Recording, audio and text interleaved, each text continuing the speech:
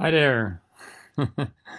I'm back. I took 2 days of a break. No broadcasts.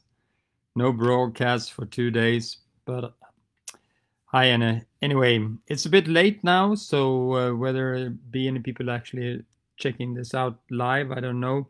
I'll try to do some updates tomorrow again as well. But I had a hard time trying to figure out what I will say in these in these broadcasts.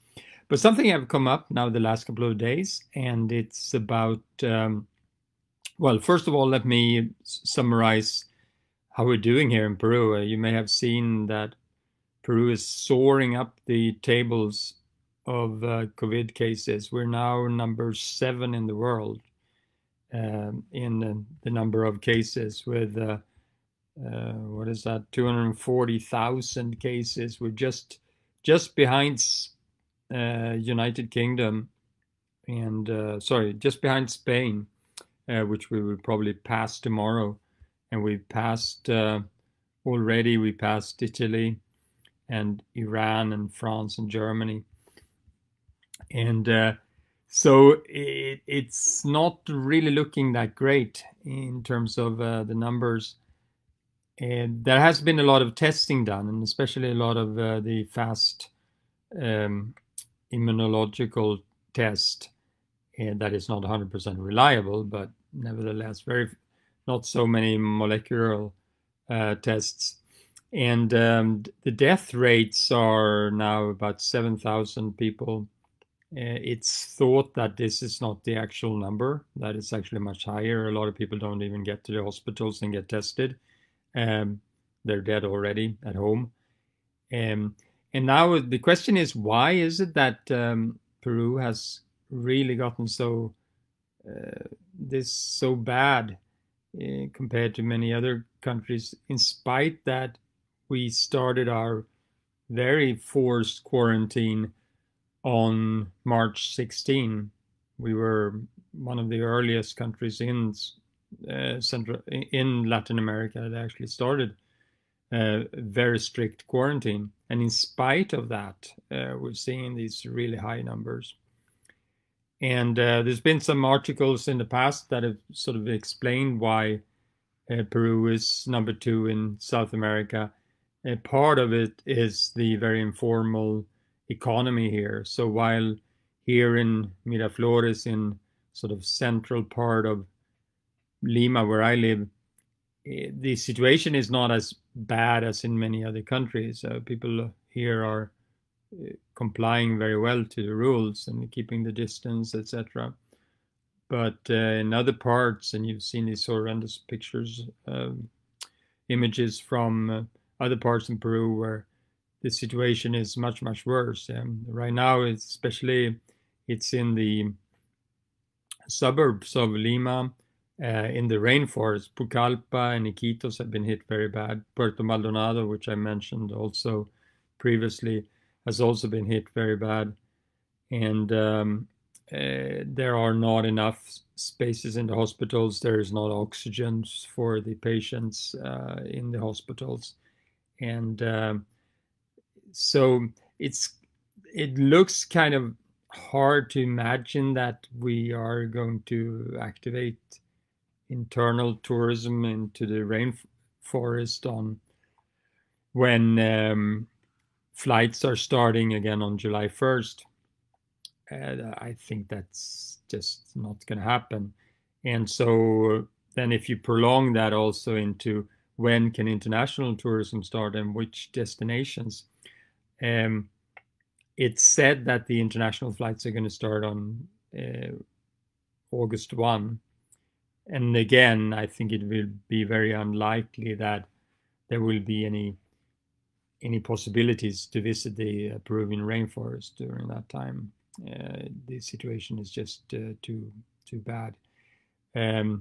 So mainly, well, maybe Lima and Cusco could open up. Yeah. So whether it's safe, if it's really safe opening in July, Chiri Daran is asking. Hi, GD. Right, my glasses are broken. I can't use them anymore. Yeah, no, I don't think Peru is going to open up for like internal tourism, but and also in very limited numbers. It's said that the Machu Picchu will open in July, and it will be at 50% capacity, and they will keep social distancing, etc. But that doesn't mean that international tourists are going to be able to come here. That will not happen until they open the international airlines. And but I do think that Machu Picchu will be one of the first places that people can visit when people come. Now, whether it's safe or not, well, there is a lot of policies in place, and along the tourist trail, I think it's going to be quite safe. Actually, I mean that is maybe not the image that is prevailing in when you hear news from Peru and just seeing these crazy numbers. But there are a lot of policies in place, and people are complying to that within the sector as well. And so once it opens up, it will be as safe here as it is anywhere else. Yeah, that people will comply to the rules, and you know, if someone said to me, you know, travel to the US, I would feel a bit nervous about that. Of course, we're seeing those big numbers, but it's the same thing there. And I actually think that we here in Peru are actually in many places within the industry, at least, we will be complying just as well, or maybe even better than in many parts of the US. That is, at least here, our our government is taking this thing seriously, right? You can say that for the current situation in the White House right now. Anyway, so once it opens, I think the areas that we can travel to will be okay. Yeah, but there will be certainly areas that are not possible to visit. It's still too early to say exactly how it's going to look in August, and it's still also possible that the date for international flights are going to be pushed forward. I'm not realistically. I don't think I'm going to be able to offer any tours for international tourists, international birders until say late August, early September. But that's just sort of my hunch, yeah. And hopefully, and then in terms of what areas we can visit, that would remain to be seen. What I am hoping for, and that this in the domestic traveling can start, so we can at least start offering bird watching for the local market. And that's what I've been doing these past couple of days. Also, I've been taking new people that had never have been birding before. I've been showing them birds in the parks in Lima, and it's been quite successful. This little group that I started now has almost 100 members, and we're doing a walk tomorrow, and there's one scheduled also for Friday and another one for Monday. So little by little, I'm sort of building up like a local group of people that want to start bird watching from the very beginning, and I'm hoping that could sort of give some some small revenue in these coming months. The other thing that, as I had mentioned, is that we really want to go and start this project in central Peru, and central Peru seemingly are not doing that poorly. So it could very well open up for internal tourism in central Peru this coming month, and but again, you know, with low capacity, and that would be very good for bird watching. So if that is happening, then an overland tour with our own vehicle, you know, that takes 6-7 people will be a small group, and social distancing towards other groups will not be a problem. Of course, it'll be a little bit tight between us, but then again, I think that people coming to Peru, there may well be some sort of fast tests required before you get on the plane, even, you know. So, and we could certainly also have those fast tests once we start providing our services, so we know that everyone sort of on board are clean, so to speak. Yeah. But that's for the future. We'll see how things are. And meanwhile, as I have been mentioning before, is that do go ahead, plan your trip to Peru. If we can run the trip, we will run it. If we can't run it, not a problem. You can postpone your trip, but we will be very much helped that you start making your plans as soon as possible and help us out with paying a deposit. Your deposit will be valid for 3 years, so you can postpone as many times as you want to, just as long as that you sort of have a plan and a contingency to do your trip at some other time. So that would help us immensely to just to survive these months. And there are a number of trips in plan, and we will certainly sort of plan more dates as you when you decide that you want to come and along the dates that you have, right? So that we can actually sort of concentrate more people to the same dates. Right, so that's about that, how the situation is. So one thing that has been happening quite a bit here in the background is that there is now a association for bird watching guides. But the strange thing is that I, who have been guiding bird watchers in Peru for over 25 years, it's actually 27 or 28 years that I've been guiding bird watchers in Peru, will not be able to guide. That's kind of weird, right? Well, I'm not allowed to be a member of this new bird watching guide group.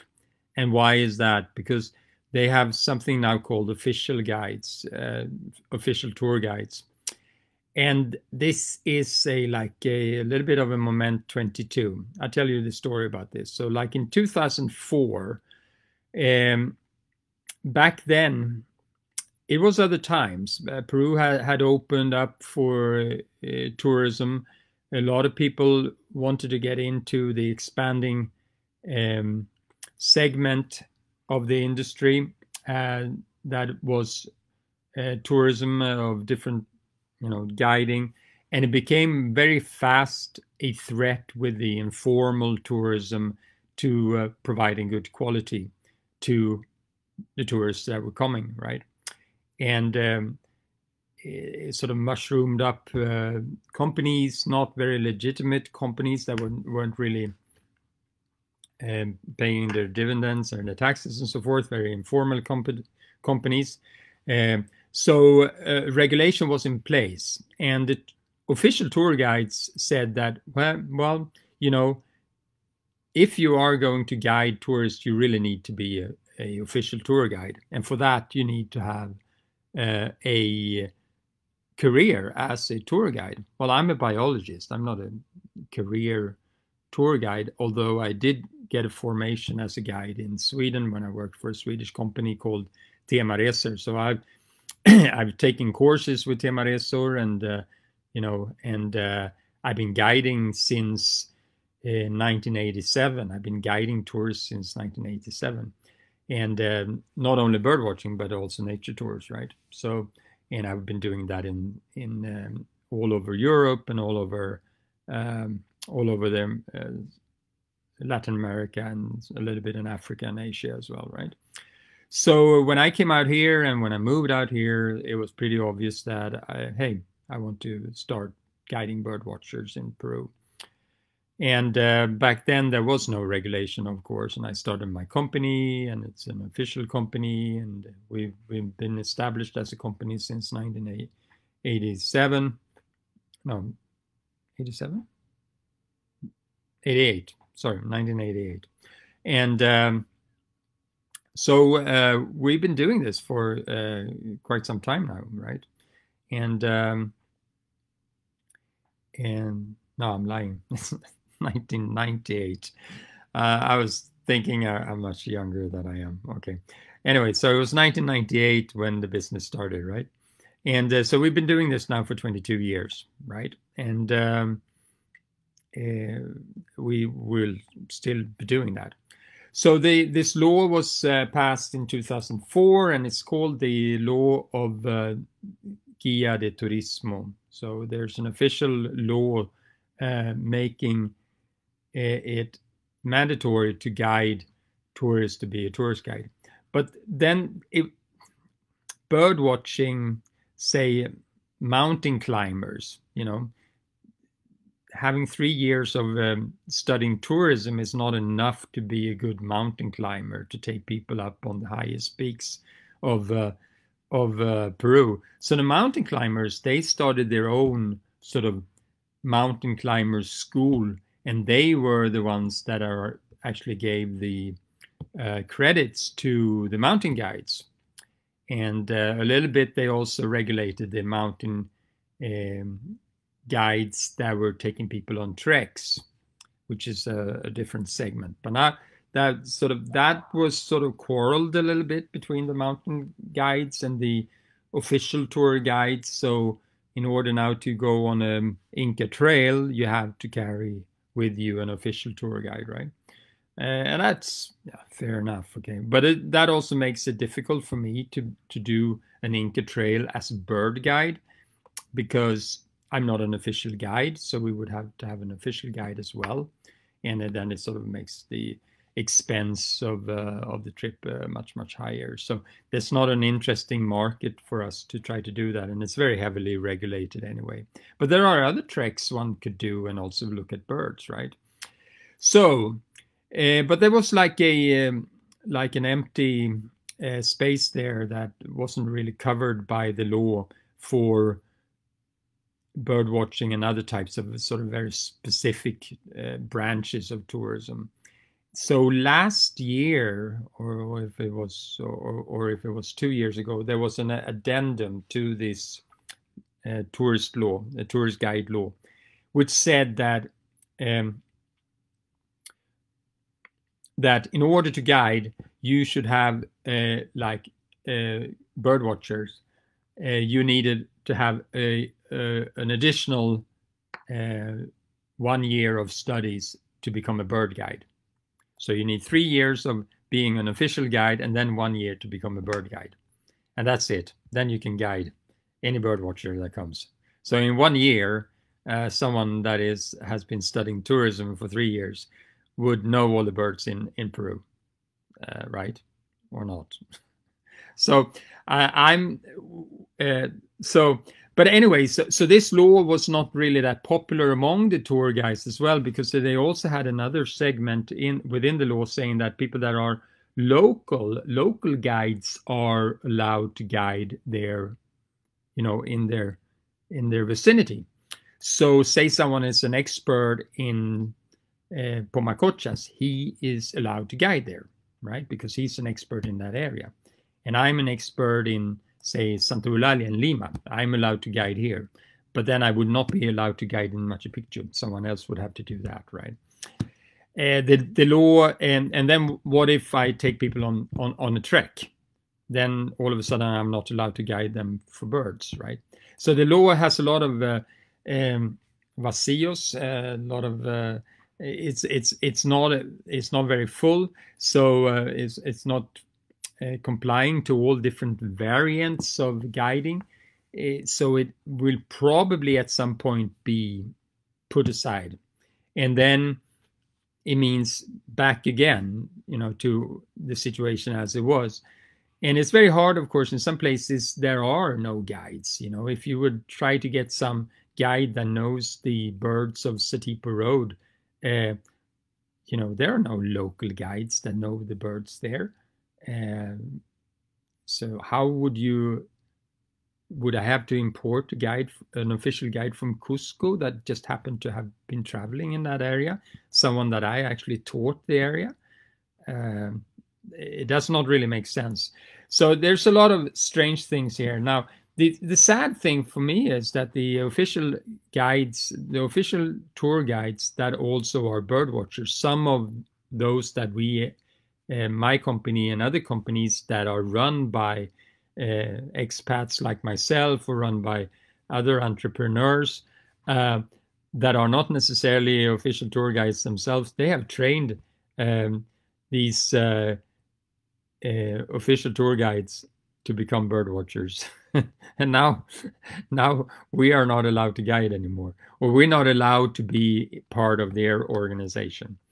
So there's a need for, I think, and we've talked about this between several people and myself, Fernando Angulo and Barry Walker, and also Carlos Diaz, who is owner of Green Tours, and also Miguel from Tanager Tours, and also Pepe Teo, who guides internationally for field guides for many years, and now moved back to Peru.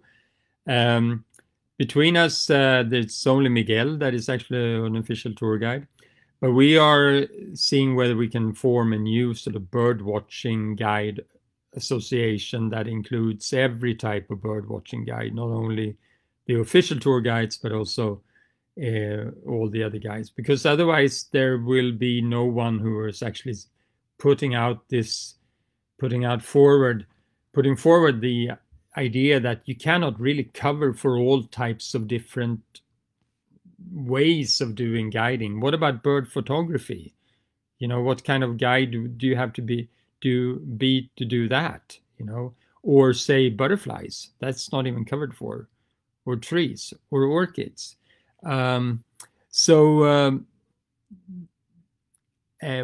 We think that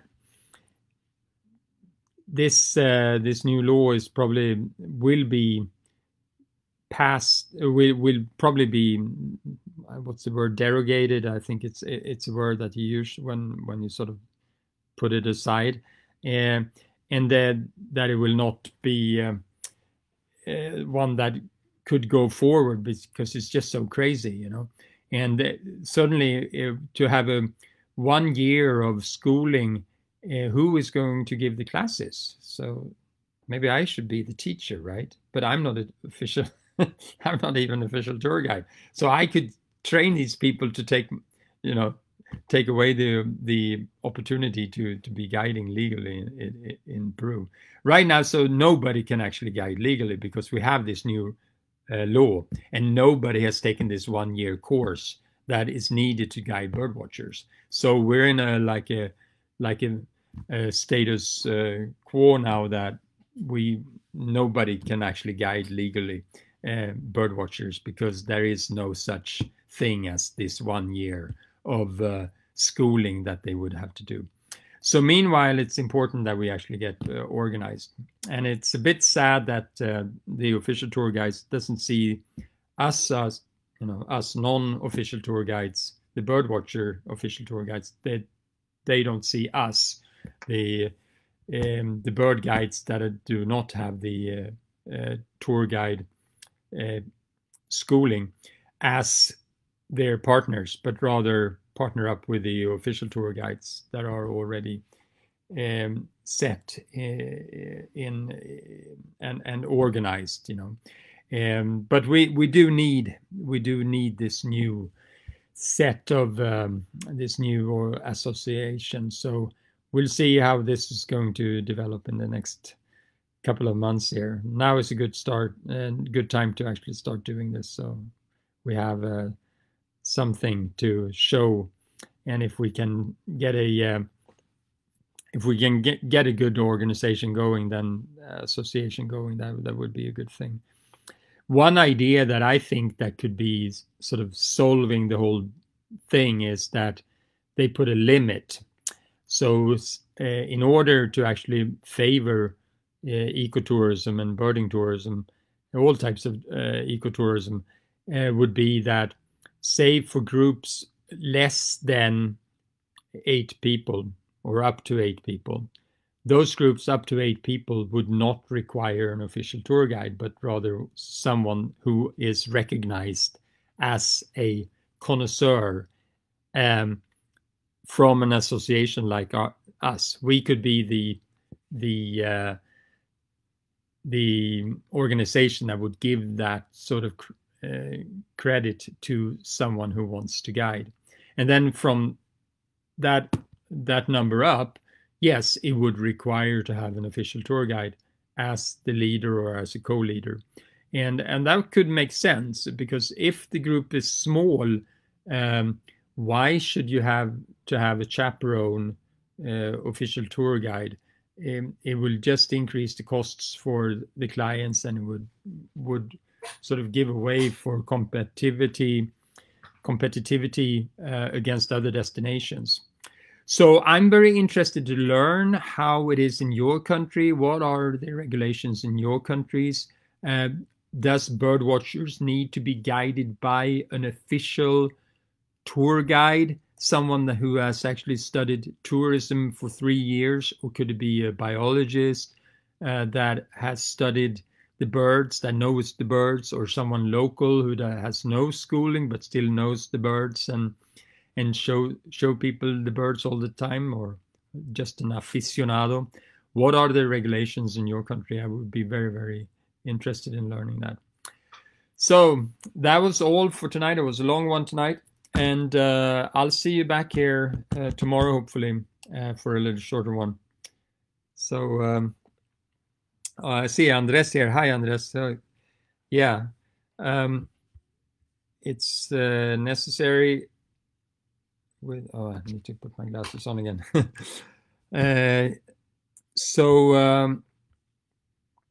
Let me see here. Necessarily local people to look for strategies, and yeah. So it doesn't seem like in Colombia that there is a need to have a official tour guide, someone who has actually studied tourism for 3 years, but rather that it's important to work with the local communities at all time. And I think that is very important, because many of these local communities are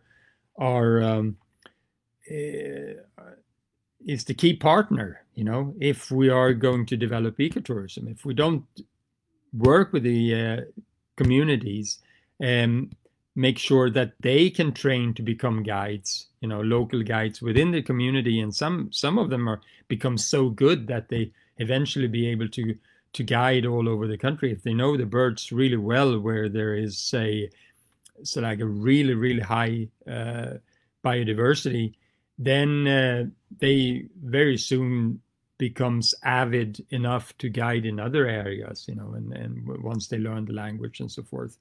And maybe they can, go to school and learn more about the tourism as a business and become, better guides that way as well. But we shouldn't sort of cut off their possibility to guide. The plan with the sedandum was actually to provide for the communities also to become local guides, but the official tour guides don't like that. So they want to they don't want to be told that when they come to an area that they cannot guide there, because there's a local guide that should be guiding them instead. So there's a little bit of competition there between the two forms, but I think it could work very well anyway in many ways. That you simply have regulations that take the local communities into account, and that would be a very good way of doing it. All right, so I'm going to finish here, and keep on putting your comments, and we can address them in writing, and I will be very interested to learn more about how it is in your countries. I also think that Colombia is doing this completely right now, and that's why why you're always winning the world global big day, because you have far more people involved in the bird watching business than we do here in Peru, and you are able to motivate so much more people. And the way we're going forward here in Peru is not the right way of doing it. I'm pretty certain about that. But anyway, we'll see how this develops the next coming years. Right now, it's we're up in the air. Everyone can guide and no one can guide. So there you go.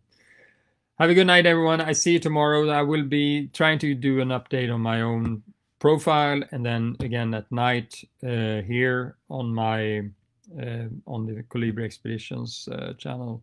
And again, if you are able in some way, do check out my Patreon page, patreon.com/Gunnar Engblom, and see if you can help out and support us in any way you can. There's 3 different levels: $3, $10, or $100 if you want to save up to a birding trip. You don't lose that money. You will be able to use that as a deposit. All right, I see you here next time, and have a good night. Bye.